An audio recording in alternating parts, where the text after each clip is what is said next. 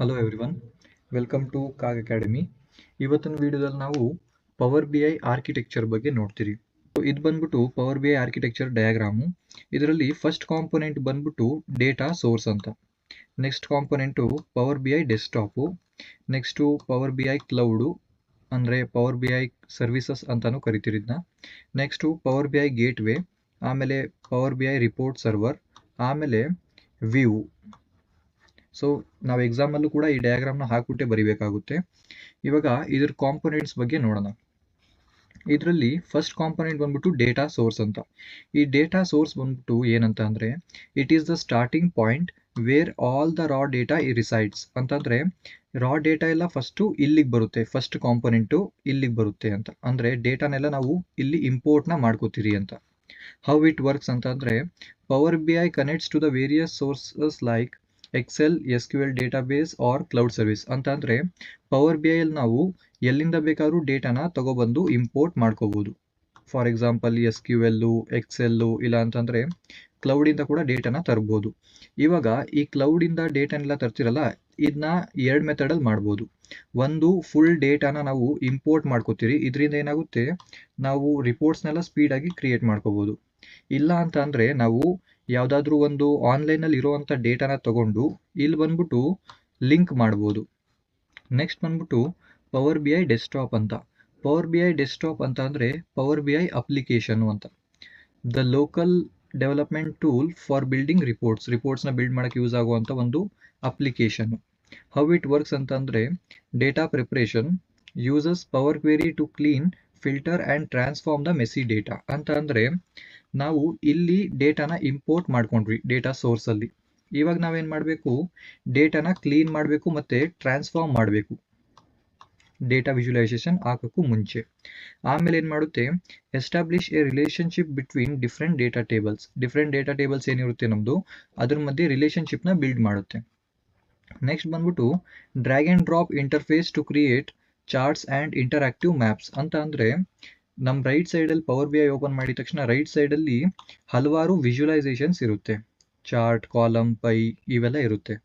ನಾವು ಅದನ್ನ ಡ್ರ್ಯಾಗ್ ಮಾಡಿ ನಮ್ಮ ಕ್ಯಾನ್ವಾಸಿಗೆ ಡ್ರಾಪ್ ಮಾಡಿದ ತಕ್ಷಣ ಆ ಚಾರ್ಟಲ್ಲಿ ಕ್ರಿಯೇಟ್ ಆಗಿಬಿಡುತ್ತೆ. ನೆಕ್ಸ್ಟ್ ಬಂದ್ಬಿಟ್ಟು result. It produces a .pbix file ready for sharing ಅಂತ. ಅಂದರೆ ನಾವು ಏನು ರಿಪೋರ್ಟ್ನ ಕ್ರಿಯೇಟ್ ಮಾಡಿರ್ತೀರಿ ಅದನ್ನ ನಾವು ಸೇವ್ ಮಾಡಿಬಿಟ್ಟು ಅದನ್ನ .pbix ಫಾರ್ಮ್ಯಾಟಲ್ಲಿ ನಾವು ಸೇವ್ ಮಾಡಿಬಿಟ್ಟು ಅದನ್ನ ಮುಂದೆ ಶೇರ್ ಕೂಡ ಮಾಡ್ಕೋಬೋದು.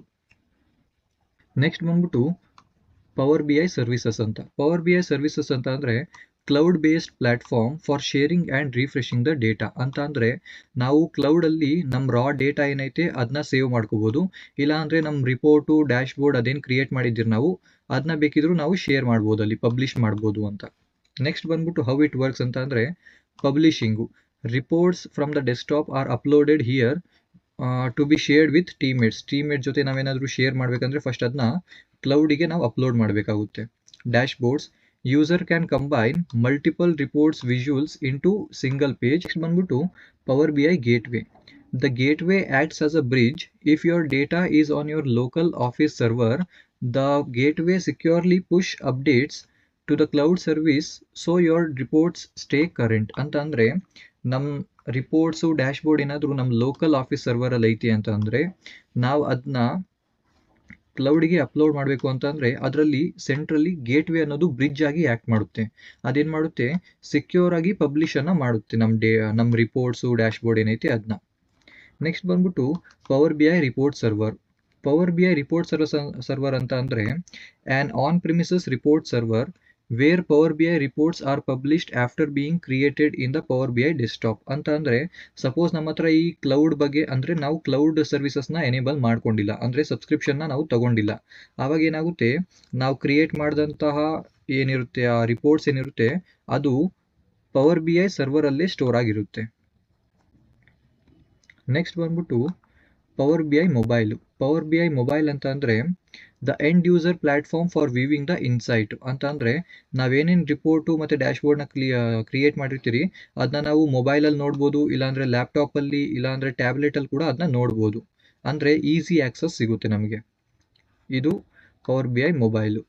ಇದ್ರದ್ದು ಸಮ್ಮರಿ ನೋಡಕ್ ಹೋದ್ರೆ ಫಸ್ಟು ಡೇಟಾ ಸೋರ್ಸಲ್ಲಿ ಡೇಟಾ ಎಲ್ಲ ಇಂಪೋರ್ಟ್ ಆಗುತ್ತೆ. ಆಮೇಲೆ ಡೆಸ್ಕ್ಟಾಪಲ್ಲಿ ಆ ಡೇಟಾ ಎಲ್ಲ ಕ್ಲೀನ್ ಆಗಿಬಿಟ್ಟು ಅದ್ರ ಮೇಲೆ ವಿಜುವಲೈಸೇಷನ್ಸು, ಚಾರ್ಟು ಮತ್ತು ಡ್ಯಾಶ್ ಬೋರ್ಡ್ಸ್ ಎಲ್ಲ ಕ್ರಿಯೇಟ್ ಆಗುತ್ತೆ. ನೆಕ್ಸ್ಟು ನಾವು ಬೇಕಿದ್ರೆ ಅದನ್ನ ಸರ್ವಿಸಿಗೆ ಅಂದರೆ ಕ್ಲೌಡಿಗೆ ಏನಾದರೂ ಅಪ್ಲೋಡ್ ಮಾಡೋದಿದ್ರೆ ಮಾಡ್ಕೋಬೋದು, ಇಲ್ಲಾಂದರೆ ನಮ್ಮ ಓನ್ ರಿಪೋರ್ಟ್ ಸರ್ವರಲ್ಲಿ ಕೂಡ ಸ್ಟೋರ್ ಮಾಡ್ಕೋಬೋದು. ಆಮೇಲೆ ನಾವು ಅದನ್ನೇನಾದರೂ ವ್ಯೂ ಮಾಡಬೇಕಂತ ಅಂದರೆ ನಮ್ಮ ಮೊಬೈಲಲ್ಲಿ ವ್ಯೂ ಮಾಡ್ಕೋಬೋದು. ಮೊಬೈಲು, ಲ್ಯಾಪ್ಟಾಪು ಇಲ್ಲಾಂದರೆ ಟ್ಯಾಬ್ಲೆಟಲ್ಲಿ ಕೂಡ ಇದನ್ನ ವ್ಯೂ ಮಾಡ್ಬೋದು ನಾವು. So thank you everyone. ಈ ವಿಡಿಯೋ ನಿಮಗೆ ಏನಾದರೂ ಇಷ್ಟ ಆಗಿದ್ರೆ ಇದನ್ನ ಲೈಕ್, ಶೇರ್ ಆ್ಯಂಡ್ ಸಬ್ಸ್ಕ್ರೈಬ್ ಮಾಡೋದನ್ನ ಮರಿಬೇಡಿ. Thank you.